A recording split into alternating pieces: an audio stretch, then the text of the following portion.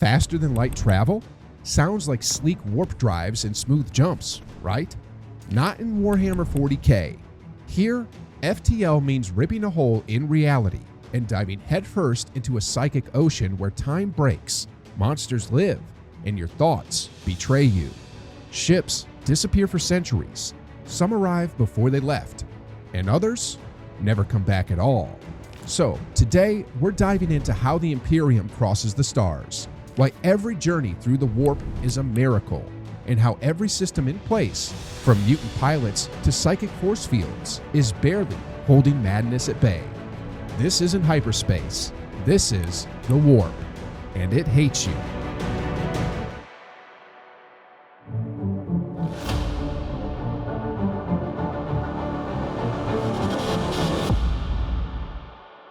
Let's start with the basics. What is the warp? In 40k, the warp is a parallel dimension, a realm of raw, unstable psychic energy. Think of it like the multiverse's emotional bloodstream, where the thoughts and emotions of all sentient life take physical form. Rage becomes storms, hope becomes currents, despair, that becomes food. Now, here's where science peeks in. The warp functions a bit like a speculative fifth-dimensional space, a conceptual cousin to the Alcubierre drive, a real-world theoretical model proposed by physicist Miguel Alcubierre in 1994. That idea bends space-time around a ship, compressing it in front and expanding it behind, allowing faster-than-light movement without technically breaking relativity. But the warp takes that to a cosmic horror extreme. Ships don't accelerate, they exit reality, travel through a space where distance is meaningless, and re-emerge somewhere else entirely. Inside the warp, time becomes fluid. A 3-hour journey might cost 3 months in real space, or you might arrive late Tuesday. This isn't metaphorical. In lore, entire fleets have entered the warp and reappeared after the planet they were defending was long gone, or, terrifyingly, before their own orders were even sent. To safely enter, ships need to reach a Mandeville point, a location outside a system's gravity well, often 100 to 150 million kilometers from a star. In real-world terms, that's roughly the distance from Earth to the Sun. Why? Because even in Warhammer, gravity bends space, and trying to open a warp portal near a massive gravitational body would shred a ship like paper in a jet turbine. Calculated jumps are possible, but only for distances under 4 light-years. Think of it like long-range missile guidance. Beyond that, the variables, like warp tides, psychic disturbances, and demonic interference, become incalculable. So, how does anyone travel safely? They cheat with mutants.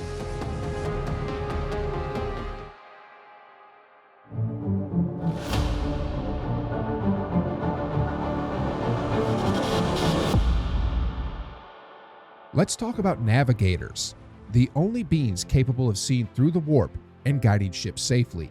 Navigators are not just well-trained pilots, they're a genetically engineered subspecies of humanity, created during the Dark Age of technology over 15,000 years ago. Their most notable feature, a third eye on their forehead, capable of perceiving the immaterium directly. The eye doesn't see in their traditional sense. It's more like a quantum sensor, detecting shifts in dimensional pressure and psychic energy, something we might compare to a gravitational wave detector like LIGO, but with a telepathic twist. They also rely on the Astronomican, a psychic lighthouse powered by the Emperor himself. It's maintained by the sacrifice of 1,000 psykers per day, a cost so immense it would make real-world nuclear energy seem cheap. That signal stretches across up to 90,000 light-years, guiding navigators like a galactic GPS. The Astronomican gives navigators a fixed, true north in a realm where up and down are meaningless. But even this system isn't infallible. Warp storms can block the signal. In certain regions, like the galactic halo or the Eye of Terror, exist completely outside its reach. When that signal disappears, you're flying blind in an ocean of hungry ghosts.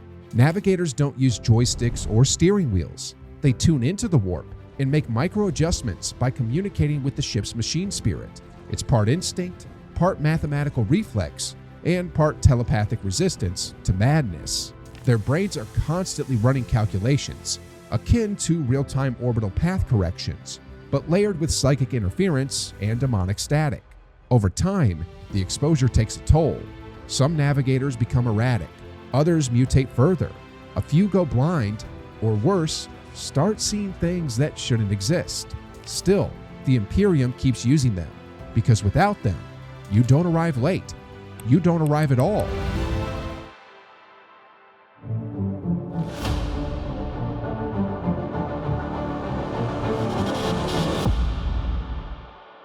Even with the best navigator, there's still one major problem. The warp wants in. That's where the Gellar Field comes in, a device that generates a bubble of real space around the ship while it's inside the warp. Think of it like a spacesuit, but for the mind. It blocks out the warp's chaos, shielding both the physical structure and the crew's sanity. It's powered by a specialized warp drive and stabilized by a comatose psyker whose mind becomes a psychic anchor. In modern science, you might compare this to plasma containment in nuclear fission reactors, where the slightest disruption can cause instability. But instead of plasma, it's unreality trying to flood in. When it fails, the results are horrific. Crew members might begin to hear voices, see things that aren't there. Some vanish entirely. Others become hosts for demonic entities that puppet their bodies like marionettes. And then there are ghost ships, vessels found adrift, intact, but with no living soul aboard. The implication: something got in. Minor breaches cause hallucinations or time loops. Full collapses can warp the entire ship. Room shift, doors lead nowhere, and sometimes the ship emerges twisted both physically and psychically. Maintenance crews perform constant rituals to keep the Gellar Fields stable. The machine spirits must be appeased. The psyker's mind must be kept in a perfect dream state. Even emotional spikes, fear, hatred, lust can weaken the field, because in the warp, thought itself has mass. Emotion shapes the walls. A single mistake is all it takes for the veil to tear.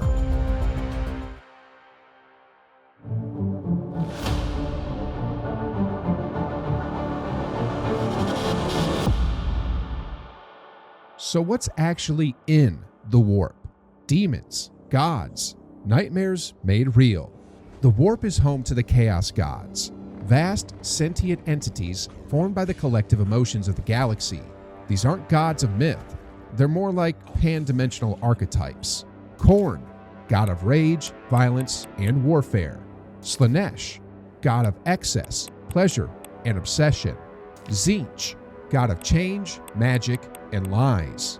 Nurgle, god of decay, disease, and despair. They're demons and physical expressions of emotion, birthed from the same psychic energy that powers warp travel. They don't just kill, they invade through cracks in the Gellar Field, through weak minds, through the smallest psychic tremors. Possession is subtle at first. A crew member acts strangely, equipment fails, symbols appear on the walls. Then the screaming starts. Once inside, demons can twist the ship itself, contorting corridors, warping gravity, and reshaping matter into grotesque temples to their god. Even if no entity breaks through, the warp itself is corrosive. Time distorts. Hallucinations become shared. Crew members see past lives or false futures. Some experience days, while others feel like they've aged years. The warp doesn't kill with guns. It kills with experience. And then there are warp storms, massive disruptions caused by galactic-scale events. These storms can engulf sectors, blocking the Astronomican and shredding navigation. Ships caught inside are often scattered across time and space. Some are destroyed, others reappear centuries later. Or worse, not alone. In real-world terms, it's like dropping a submarine into the Mariana Trench during a tectonic quake. But the trench is sentient, hungry, and made of thought.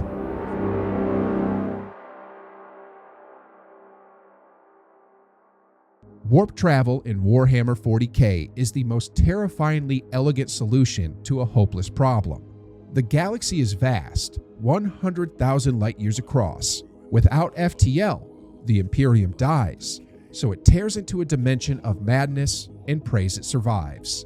Every jump requires a mutant with a third eye to see psychic tides, a Gellar Field to hold back on reality, a psychic beacon powered by daily human sacrifice, and a navigator willing to stare into madness for days on end. And even then, ships vanish, crews mutate, some arrive so early or late they break history. Compared to real-world science, the warp is everything physics warns us about: time dilation, casualty collapse, multiverse leakage, all exaggerated into cosmic horror. It's not a metaphor for science fiction. It's a reflection of everything that scares us about what's beyond our understanding. And the Imperium does it anyway, because the alternative is extinction. So, would you take the jump? Let us know your favorite warp horror in the comments. And if you want more deep dives into Warhammer science, technology, and terror, subscribe. You'll need something to hold on to next time the Gellar Field flickers.